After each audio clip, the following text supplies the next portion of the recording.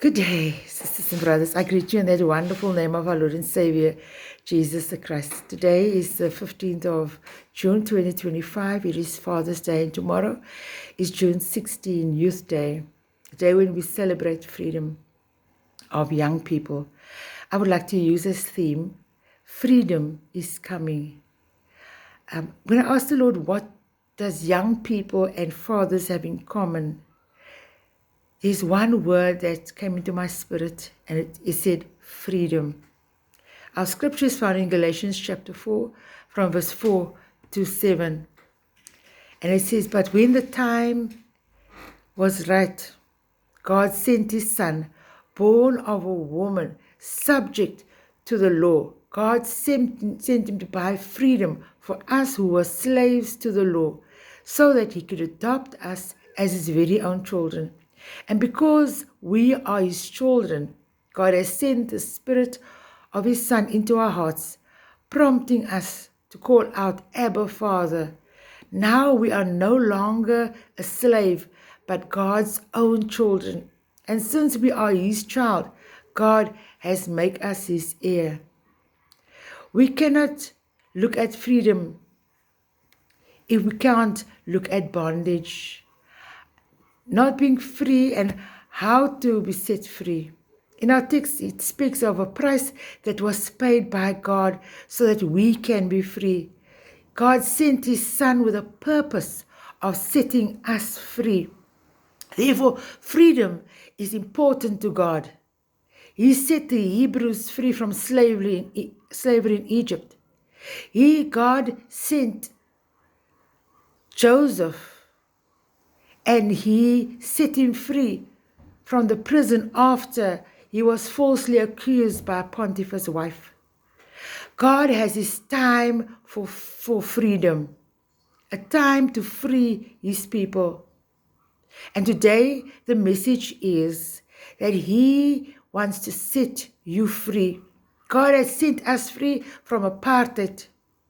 He's busy setting Africa free from colonialism today.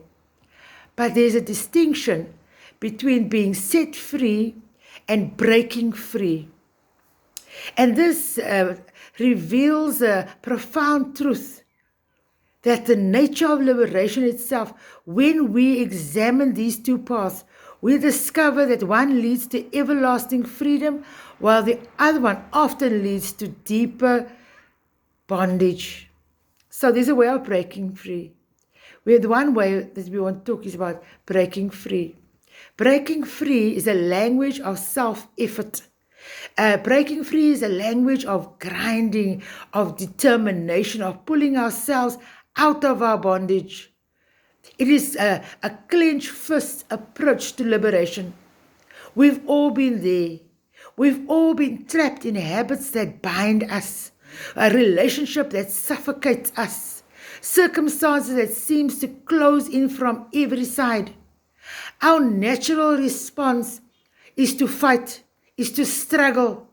Our natural response to break free is by sheer force of will. But notice what happens when we break free. The very act of breaking free is a violent act, is a force, it is destruction. When a prisoner breaks free from the chains, those chains are destroyed, but often the prisoner bears the scars of the struggle. The breaking leaves jagged edges, wounded places, and exhaustion in its place. More troubling still is when we break free with our own power, we often exchange one form of bondage for another. The person who breaks free from addiction through willpower alone may find himself enslaved in pride or in self-righteousness. The individual who breaks free from oppressive relationships through anger may discover they become captive by bitterness.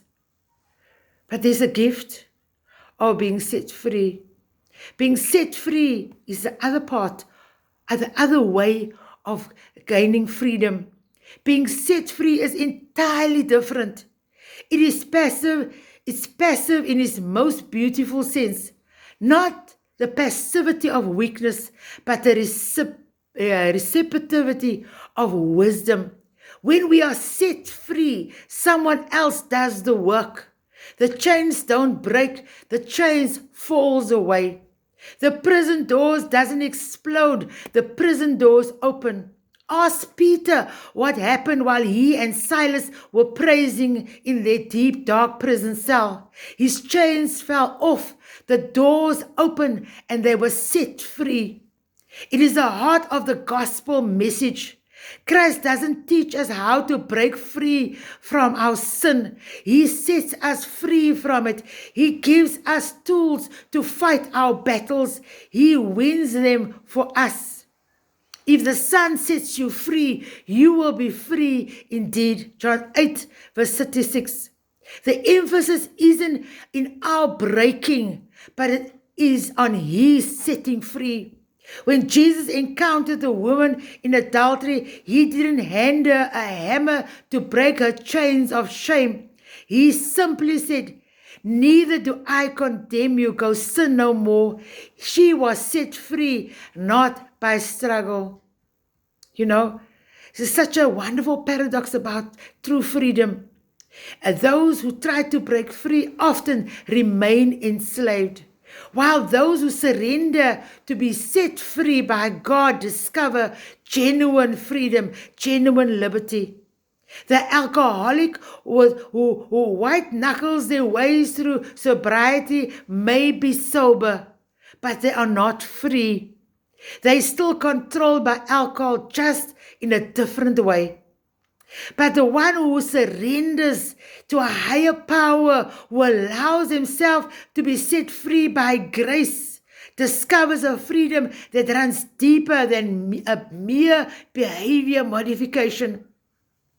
So, this principle extends beyond personal struggles in every area of our lives.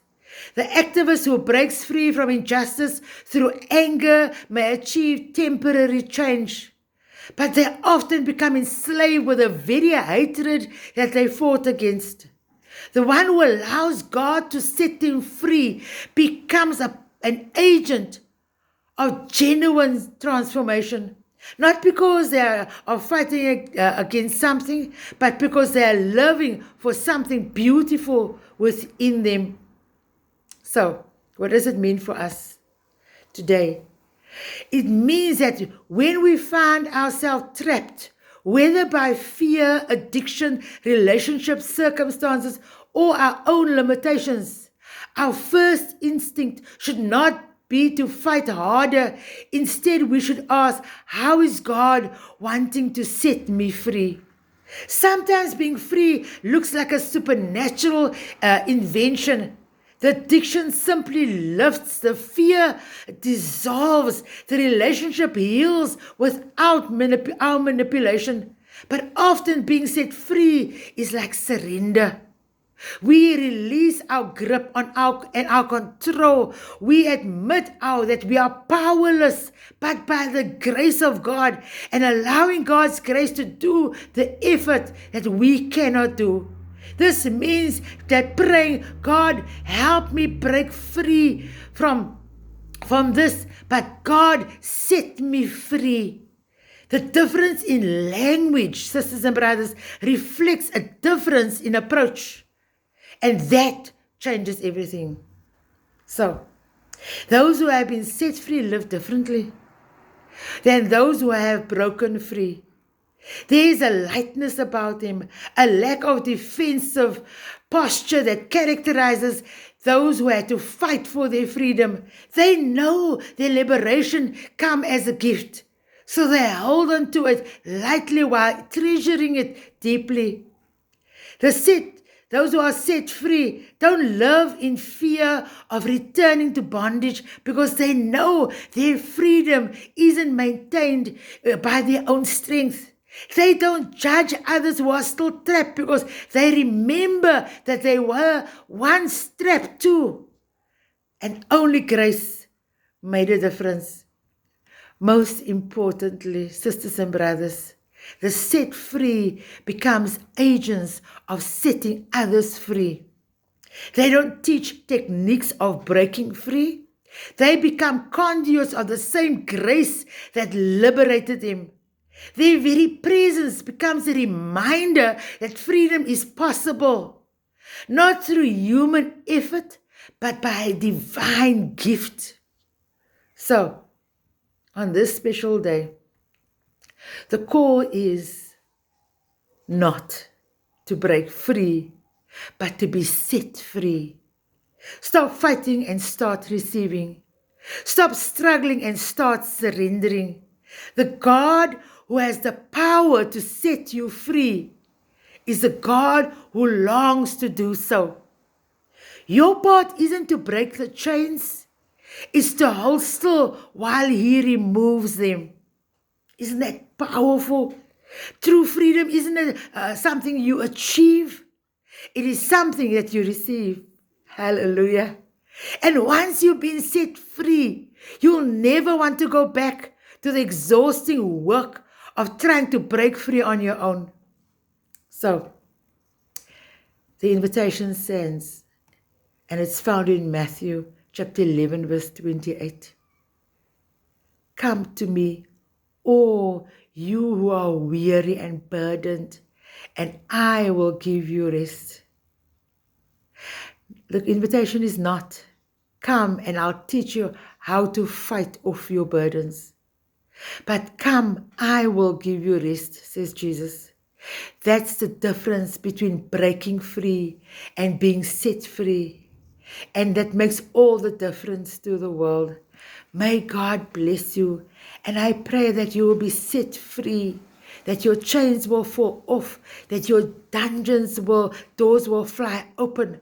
It is my prayer that you'll be set free from addictions, from relationships that's toxic, that you'll be set free, free to lift your hands, free to say, Amen.